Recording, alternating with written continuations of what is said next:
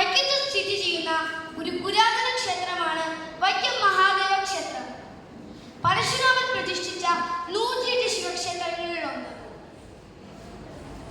വൃശ്ചിക മാസത്തിലെ കറുത്ത പക്ഷത്തിൽ നവമി ആറാട്ടിനോടനുബന്ധിച്ച് നടക്കുന്ന വൈക്കത്തഷ്ടമിയാണ് ഭഗവാന്റെ തിരുവുത്സവം.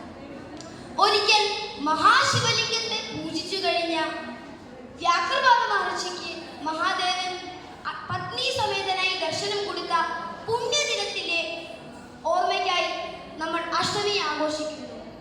ഉത്സവം തുടങ്ങി 12ാം ദിവസമാണ് അഷ്ടമി. അഷ്ടമി ദർശനമാകട്ടെ 7 വെളുപ്പിനാണ് തുടങ്ങുക. സാധാരണ അഷ്ടമി ദിനത്തിൽ ശുഭകാര്യങ്ങളൊന്നും ചെയ്യാറില്ല. എന്നാൽ അഷ്ടമി ദർശനം ഒരു മനുഷ്യായുസ്സിലെ പുണ്യമായി കരുതുന്നു. അന്നദാന പ്രഭുവായ വൈക്കത്തപ്പന് അഷ്ടമി ദിനത്തിൽ നിവേദ്യങ്ങളില്ല.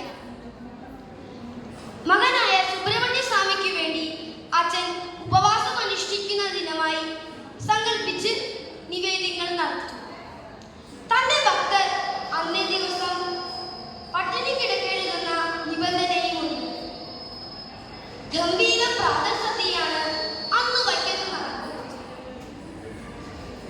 അഷ്ടമി വിളക്ക് ഈ പുണ്യദിനത്തിലെ ഒരു പ്രധാന ചടങ്ങാണ്. താരകാസുരനെയും ശൂരപത്മാസുരനെയും നിഗ്രഹിച്ചു വരുന്ന മകനെ ആഘോഷപൂർവ്വം അച്ഛൻ വരവേൽക്കുന്നു.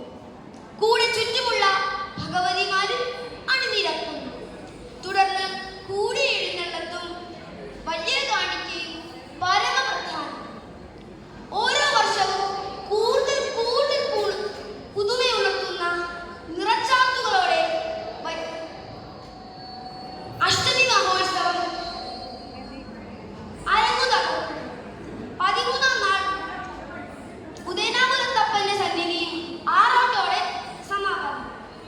നാനാദേശങ്ങളിൽ നിന്നുമുള്ള ആളുകൾ വന്നെത്തുന്ന സാംസ്കാരികതയ്ക്ക് മാറ്റുകൂട്ടുന്ന ഇത്തരമൊരു സുവർണ മഹോത്സവം വൈക്കം നാടിന് മാത്രം സ്വന്തം. അഭിമാന